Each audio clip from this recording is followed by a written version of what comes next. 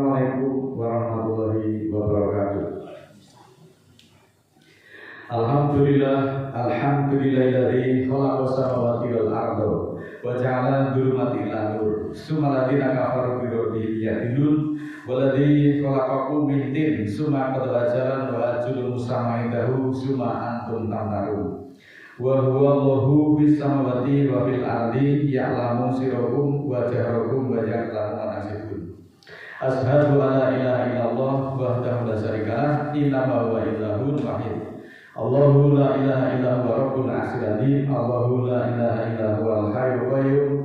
Allahu la ilaha illa huwa rahmanur rahim. Kaum muslimin muslimat dimanapun Anda berada, pertama dan yang utama sebagai insan yang beragama, marilah senantiasa kita memanjatkan puja dan puji syukur dari Allah Ta'ala, Tuhan seluruh sekalian alam, yang telah memberikan kesempatan, memberikan iman kepada kita. Oleh karena itu menjadi kewajiban kita untuk merawat, menjaga keimanan kita, iman kepada Al-Quran. Saudaraku, bahwa Al-Quran itu mendorong manusia untuk berpikir dan menjadi cerdas. Al-Quran menjelaskan bahwa manusia memiliki potensi kecerdasan berupa akal dan pikiran yang membedakan antara manusia dengan makhluk yang lainnya.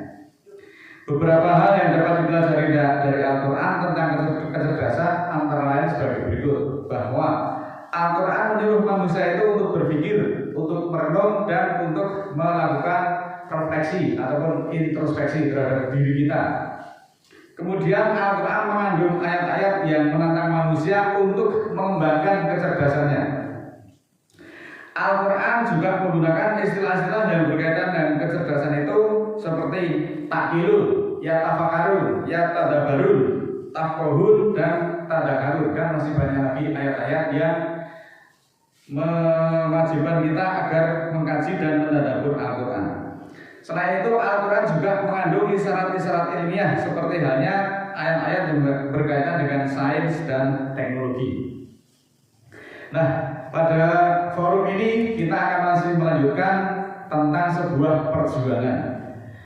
Tidak ada yang bilang, tidak ada yang mengatakan bahwa perjuangan hidup ini mudah. Tidak ada yang mengatakan seperti itu. Berjuang di jalan Allah itu memang berat, saudaraku. Oleh karena itu, apalagi untuk orang-orang yang tidak beriman ataupun untuk orang-orang yang belum beriman. Namun selalu ada cara agar kita bisa menikmati setiap perjalanan dari kehidupan kita. Kita juga hidup di tengah-tengah pergaulan masyarakat dan dunia yang semakin kesini itu hanya mementingkan diri sendiri, hanya mementingkan kepentingan duniawi saja. Jarang sekali yang berorientasi kepada akhirat. Kemuliaan terbesar dalam hidup tidak terletak pada pernah atau tidak pernahnya kita mengalami kesulitan, pernah atau tidak kita mengalami kekurangan atau bahkan kemiskinan, tetapi pada kebangkitan setiap kali kita menghadapi halangan. Dalam setiap tahapan perjuangan itu pasti ada halangan, pasti ada hambatan. Hal itu berarti sebagai manusia wajar kita merasa tidak sanggup menghadapi beratnya perjuangan hidup. Dan kita bisa tersandung dan jatuh pada kenistaan dunia kalau kita tidak ada semangat dalam perjuangan. Namun semua itu komitmen dan determinasi untuk bangkit lagi, itulah yang membuat kita menjadi manusia-manusia yang tangguh, menjadi manusia yang berani, yang pantang menyerah dalam mengalami kesulitan hidup atau perjuangan-perjuangan hidup. Memiliki keyakinan serta harapan suatu saat kita akan menikmati segala jerih payah dari yang sudah kita perjuangkan di dalam menjalani hidup dan kehidupan di dunia ini. Mari kita kaji surat ke-7 ayat 96.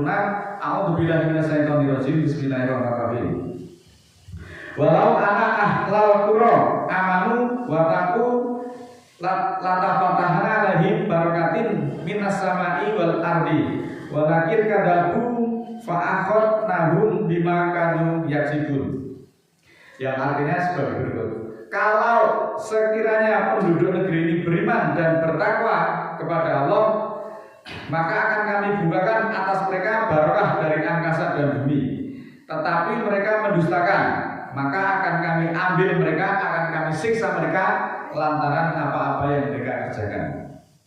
Nah, saudaraku, ayat tersebut menjelaskan kalaulah manusia itu mau melaksanakan perintah-perintah Allah dan menjauhi segala apa yang dilarang oleh Allah, maka akan melimpahlah keberkahan-keberkahan, yakni berupa berbagai macam kebajikan yang sangat banyak yang datang dari langit atau dari samawat dan bumi.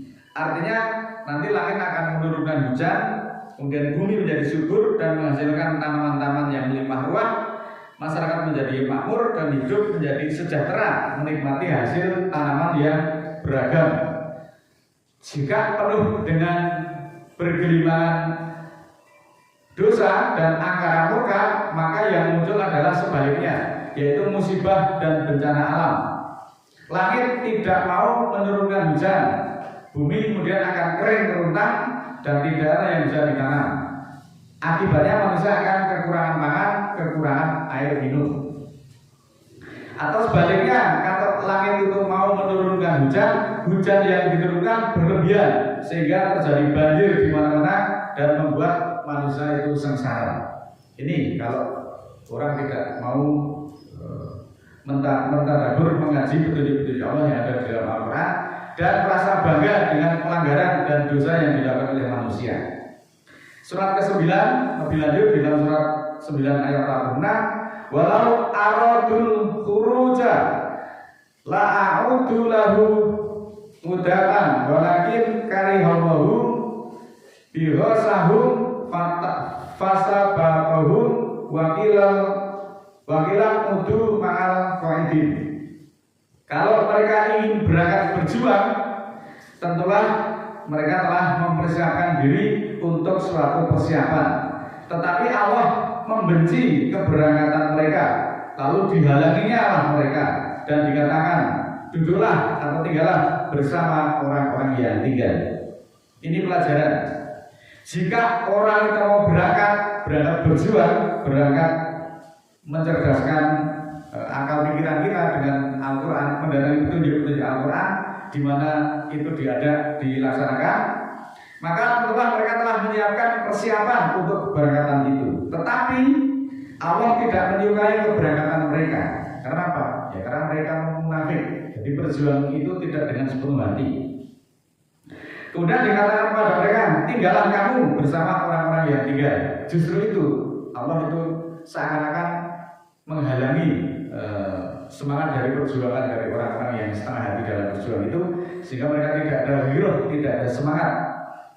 Ayat ini menyinggung kondisi lubuk hati dari orang-orang munafik yang melarikan diri dari perjuangan, dan mereka itu hanya mengatakan dengan berbagai alibi, dengan berbagai argumen supaya mereka tidak bisa berangkat, supaya mereka tidak mau berangkat.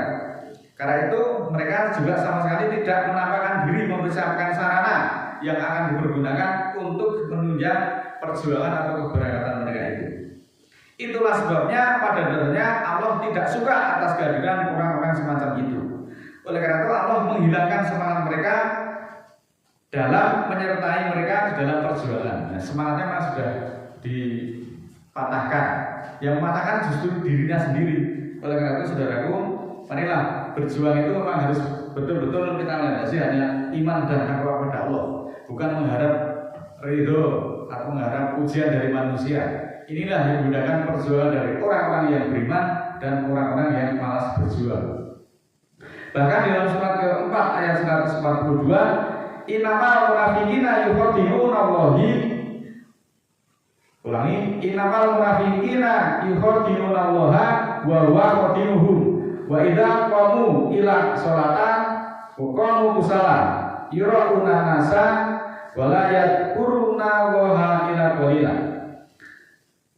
Sesungguhnya orang-orang munafik itu menipu Allah, dan Allah lah yang menipu mereka. Dan ketika mereka berdiri untuk sholat, mereka berdiri dengan malas dan mengambil muka manusia atau riya, dan tidaklah mengingat Allah kecuali sedikit saja. Inilah secara nyata ayat-ayat itu ditunjukkan kepada kita kalau kita memang mau merenungkan ayat-ayat tersebut. Selanjutnya di dalam surat ke-8 ayat 11, Id yu ghasikumun nu'asa amanatan minhum wa yunazzilu 'alaikum minas sama'i ma'an liyutahhirakum bihi wa yudhiba 'ankum yasaitoni wa liyarbita 'ala qulubikum wa yusabita bihi adam. Ketika kami turunkan atas mereka kemalasan selaku keamanan darinya, dan diturunkan atasnya dari angkasa air untuk mensucikan kamu dengannya. Dia lenyapkan dari kamu bencana setan agar dia kuatkan atas kalbumu, dan Allah kuatkan dengan pendiriannya. Sekali lagi saudaraku yang dimuliakan Allah, bahwa Al-Quran itu menjelaskan bahwa untuk mencegah manusia melakukan tindakan-tindakan yang akan membawa mereka ke neraka. Kenapa demikian? Karena orang yang berpaling dari Al-Quran, maka pastilah dia akan menjadi orang yang jahil. Jahil itu kalau bahasa yang gaul ya dungu atau bodoh. Hanya orang dungulah yang berpaling dari Al-Quran. Ini ditegaskan dalam surat ke-20 ayat 124. Wa man a'rada 'an dzikri fa inna lahu ma'isatan dhanka wa nahsyuruhu yaumal qiyamati a'ma. Dan siapa yang berpaling dari memikirkan Al-Quran, maka baginya kehidupan sengsara, dan kami akan kumpulkan dia pada hari kiamat dalam keadaan buta. Inilah saudaraku, inilah sebabnya saya itu selalu menyeru kepada Allah. Yang akan kita hindari itu adalah kehidupan sengsara atau sempit atau picek dalam bahasa Jawanya. Piceknya nanti picek di akhirat. Karena ayat Nabi jelas, wa man a'rada 'an dzikri fa inna lahu ma'isatan dhanka wa nahsyuruhu yaumal qiyamati a'ma. Lamun menungso iki mlengos saka piring Al-Quran, mongko bakal tak gawe sempit uripe, ini kata Allah. Lah besok dina kiamat bakal tak kumpulake kanthi kahanan picek atau buta atau picek. Ayat ini sebenarnya menjadi cambuk, menjadi semangat untuk kita bahwa orang yang berpaling, yang mlengos, yang mengu itu belum membantah loh.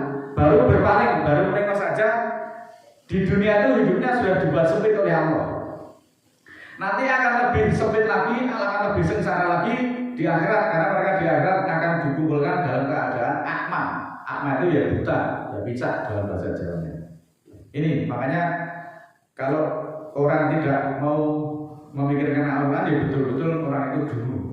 Sesungguhnya innamal mu'minuna alladzina idza dzukirallahu wajilat qulubuhum wa idza tuliyat 'alaihim ayatuhu yazadatuhum iman wa 'ala rabbihim yatawakkalun. Sesungguhnya yang disebut orang-orang mukmin itu manakala disebut nama Allah sudah bergetar hatinya, gemetar hatinya karena takut kepada Allah.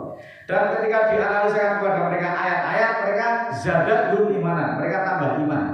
Tapi justru kenapa yang terjadi saat ini, orang itu ketika dibacakan ayat-ayat Al-Quran justru jebiping kupingin, merasa tersinggung. Dibacakan ayat tentang infak tersinggung, dibacakan ayat tentang perjuangan tersinggung. Lah maunya apa? Ini yang akan kita hindari adalah buta di akhirat dan kehidupan sengsara di dunia. Saya itu hanya menyampaikan atau menyuruh itu atas cinta kasih saya kepada saudara-saudara saya sesama muslim. Memang di dalam din tidak ada paksaan, la ikraha fid. Wa man sa'al yu'min wa man sa'al yakfur. Monggo mulai badi iman, monggo naik badi kafir.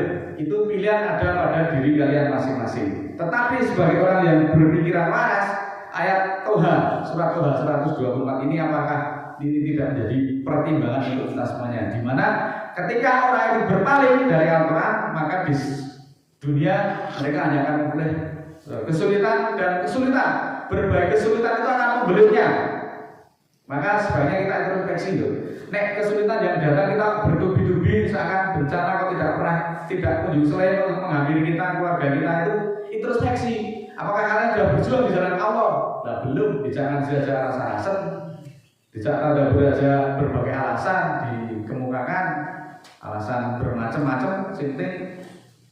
Intinya dia tidak datang mendatangi majelis, tidak mendatangi kajian, tidak mendukung pada perjuangan. Ya pantas. Nek kalian itu diduduk berbagai macam kesulitan yang bertubi-tubi, karena ayatnya demikian. Dan Allah itu tidak akan pernah menyalahi janjinya. Itu belum seberapa, nanti di akhirat akan dikumpulkan dalam keadaan akma. Wa nahsyuruhu yaumal qiyamati a'ma. Maka marilah kita ada semangat, ada giroh untuk belajar petunjuk-petunjuk Allah yang ada dalam Al-Quran. Seberapa sih sebenarnya pemahaman kita tentang hukum Allah? Kok dijak ngaji aja terus tahun ora ketok.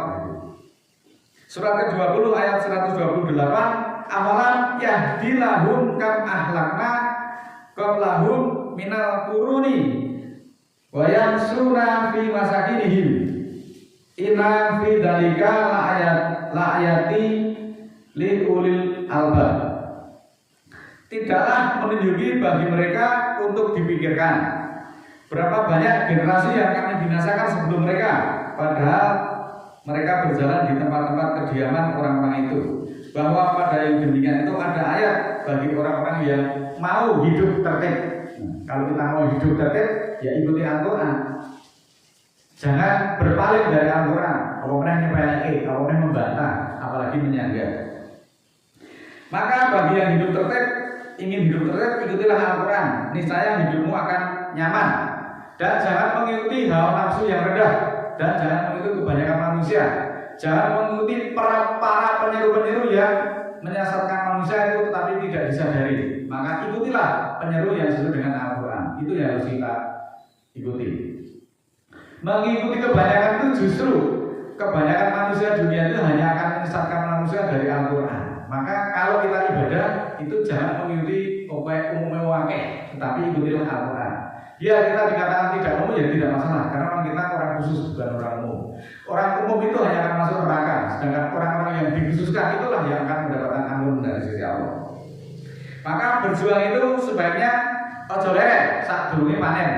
Kemudian ojo mentas sak durunge tuntas, ojo nyerah nek ora gelem susah. Semua itu Allah yang bakal maringi kuat kepada kita semuanya. Mudah-mudahan Allah ridho atas perjuangan kita dan marilah kita senantiasa memohon ampunan kepada Allah. A'udzubillahi minasyaitonirrajim. Bismillahirrahmanirrahim. Allahumma ighfirli walil mu'minina wal mu'minat al ahya'i minhum wal amwat innaka sami'un qaribun mujibud da'wat innaka 'ala kulli syai'in qadir. Rabbana la tu'akhidna in nasina aw akhtana. Rabbana wa la tahmil 'alaina isran kama hamaltahu 'alal ladzina min qablina. Rabbana wa la tuhamilna ma la taqul 'ala nabi wa'fu 'anna wa birlana warhamna anta maulana fansurna 'alal qaumil kafirin. Rabbana la tuzigh qulubana ba'da idh hadaitana wa hab lana min ladunka rahmah innaka antal wahhab. Rabbana ighfir lana wa li ikhwanina alladziina sabaquna bil iman wa la taj'al fi qulubina ghillan lil ladzina amanu rabbana innaka ra'ufur rahim. Subhana rabbika rabbil izzati amma yasifun wa salamun 'alal mursalin walhamdulillahi rabbil alamin. Wassalamualaikum warahmatullahi wabarakatuh.